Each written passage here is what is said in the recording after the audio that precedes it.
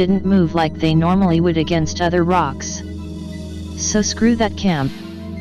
I have no explanation for any of it. I have no idea what sat on me and scratched my leg. No idea what could drag a full-grown horse, and no idea what could bury a girl under 9 feet of water with rocks with all those people around. B-17. California, near redwood forests, tons of old mines and awesome stuff in there. Lots of Marine friends, but I'm a total civilian, so they kind of tolerate my lack of manliness. Girlfriend is a Marine, could probably kill me with a napkin. Girlfriend, friend Bob, friend Jack, and friend Annie decide that we're gonna go camping in a woods. I've been on /x/ plenty of times, lol, nope that idea away. Girlfriend promises to lend me a gun, she's got a Schmidt M1882 she never uses. I have a huge revolver boner and I am a decent shot. Naturally, since I'm not a fricka-ing pussy, I agree. No way was I going into the woods without a gun though. We drive 30 minutes into the woods, park, start roughing it. Carrying smaller pack than ultra-hardcore Marine friends, but I'm not in bad shape so I keep up. Eventually we came across an abandoned mine entrance. It was starting to get dark and I was leery of being in a woods as it was, so we decided to set up camp just inside the mine entrance. Camp consists of 3 tents, me and girlfriend, one for Bob and Jack, one for Annie, with a small generator for a cupola floodlights. Set up tents by cliff face, triangle formation with mine closest the wall and the other 2 in front of it. Sitting in the middle with a fire, the floods pointed out at the forest because we ain't morons. Beans they're good for your heart. Laughing at Bob's crafty duck call when suddenly forest goes dead silent. I automatically bring it to the others' attentions. Marine mode activated. JPG. I have a death grip on girlfriend's M1882. They put me in the middle because civilian priorities, goddamn bullshit. Rustling in the tree line, heart is breaking through my sternum. Goddamn coyote. Are you fucking kidding me? The others are nearly pissing themselves laughing. Bob has some standard issue sort of handgun and he takes a pot shot at the coyote which scatters. I'm irritated. Girlfriend is trying to cuddle or some crap to make me feel better, but it's still dead quiet, so I'm having none of it. Branch snaps in a woods. Now my friends may have been huge cocksmears and goofballs, but they knew their crap and they clammed up. Loud rustling. The hell even is that? Is it a bear? M1882 trained on trilene, but nothing in the floodlights. Nasty feeling, same feeling you get when you touch something gross. What the hell is going on? Choking noises from the tree line. Jack dumps the boiling water we used to heat the cans of beans up on the fire.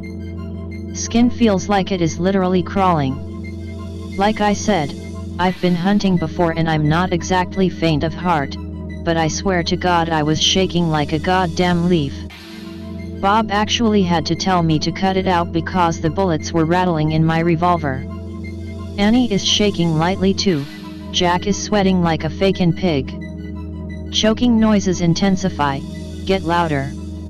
Suddenly realize there's something approaching the campsite from one of the dark areas just outside the floodlight range. Of this because I want to be precise. This thing was about 7 feet tall. It was only catching reflected light off the floods, so I don't remember it Ultra HD clearly per SE, but I do have a vivid recollection of it. It had long arms. It might have been walking on its knuckles, or it was swinging them back and forth.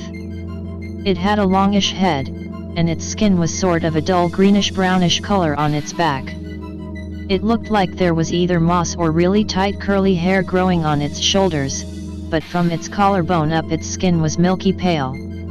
It was mostly human-looking, but it had no lips, just skin pulled tight over these big, wide teeth, and its nose was gone.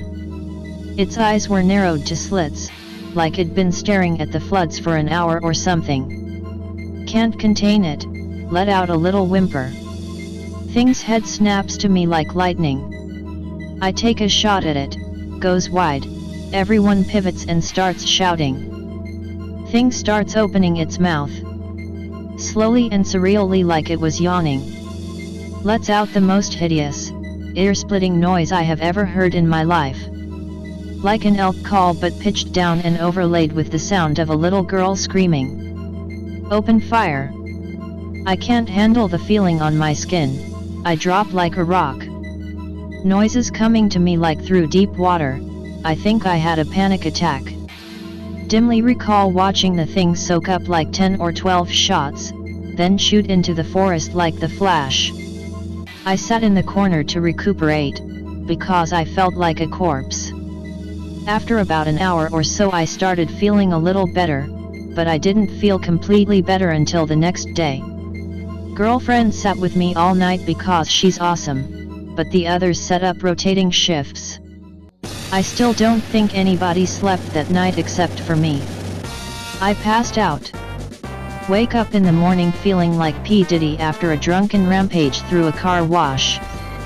Thin, finger-like bruises on my gun arm wrapping all the way around and down my arm, counted 6 or 7 fingers at least. Scared shitless. We noped the hell out of there and haven't been back since. Be in Humboldt County, CA, where there's a lot of acid as well as weed. Go in the woods by myself one night behind the college like 3 a.m. Trippin' balls and shit but still coherent. Come across things strewn, plastic bags, hammers. Have the feeling I'm being watched. Someone in front of me all of the sudden. I say, what are you doing out here so late? Pretty abruptly. The man has a shovel and hairnet on. He replies, what are you doing out here so late? We quietly passed each other on. To this day I know he wasn't growing pot because it was near the coast where the weather is horrible for that.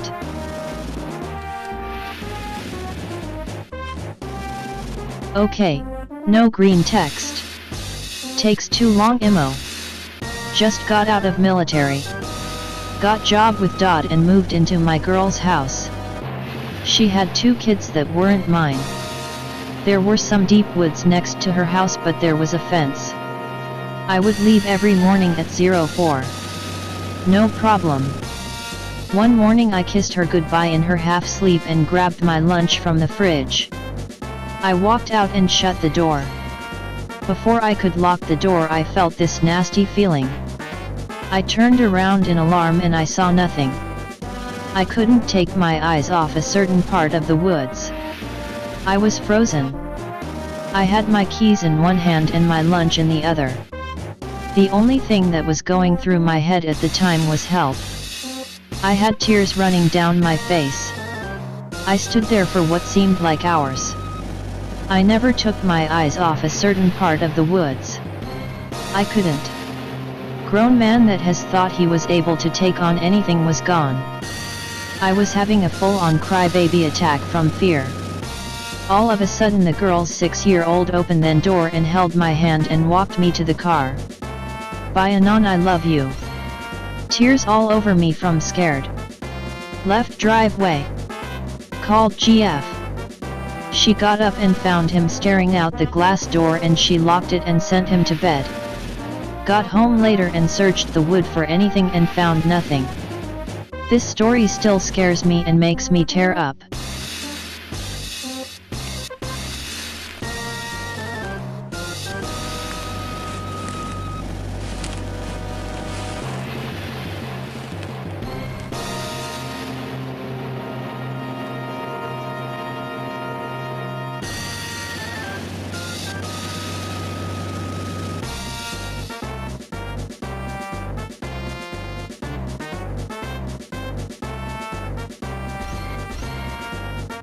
Tell me if this sounds like any supernatural shit you know.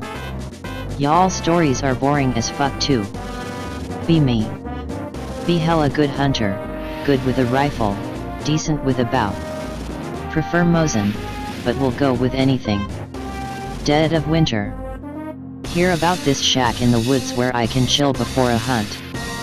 Not going to give location because you guys spook me almost as much as the shit I saw. Decide yet? Bring beer, hunting buddies. Hell yeah. JPG. Be chilling in cabin. 3 hunting buddies. 1 brought girlfriend. Folds of fat. I swear, we could fucking hunt her and have enough blubber to fuel a 747. Goddamn she fat though. Real bitch too. Always complaining about the cold. Shouldn't have brought her. Be smoking weed outside of cabin with 1 hunting buddy, we will call him Jim. Jim is a cool motherfucker. This guy can get his hands on any fucking ammunition he wants. This guy brought 45s. We have a range of cans set up so we can practice them. Jim is fucking amazing. We chilling, and up comes Meat Sack. Other 2 guys are off hunting north in the cabin. Bitch's jowls slap together as she moans some complaint about how cold it is. If we took 1/10 of the grease she excretes and made a fire with it, we could burn the entire forest down. She waddles inside. It isn't even funny how fucking fat she is. Jim is fucking with a knife he bought, packing snowballs and cutting little gills into them. Making tiny fat snowfish. I'm hungry as fuck, so I go to make some beans. I open the cupboard. Fucking empty. The fat bitch cleared us out. We haven't shot any meat yet, so that isn't an option. We need to go to town to get more food. Or we eat flaps over here. I yell to Jim that we need more food. Jim and I agree that we should stay and that boyfriend and meat mistress should get food. Don't worry, the story gets spooky soon, just let me have some fun. Other buddy is cool, we will call him Dave. Dave and boyfriend come across the crest of the hill and come down towards us. We explain the food situation, Dave fucking keks and they decide Dave should stay with us at the cabin. Yo also anon. There's like 3 bears over the hill, we didn't get a good look at them. But I would hold off on hunting anything other than cans. We have 45mm ammo, motherfucker. Bears can suck my dick. Pork princess and her wheelbarrow operator head down the mountain to go get food. This is when we get fucked. We can't hunt, so we have to resort to emergency rations. We have emergency rations in a crate behind the cabin, but we need to ration them. We head around the cabin and open the crate. Fucking nothing. The bitch ate our emergency rations. Fuck dude. This is where shit goes down, the last bit was just fucking around. Shit gets worse. Blizzard hits hard, and the road up the mountain closes before Beef Bitch and her lackey get back. Shit piss and fuck. Now we really need to hunt. Dave protests, talking about bears and shit. It's fucking winter, Dave. Bears hibernate in winter. Dave swears he saw bears. Jim and I leave him and head to the top of the hill. Everything is crisp and white. Fuck yes. JPG.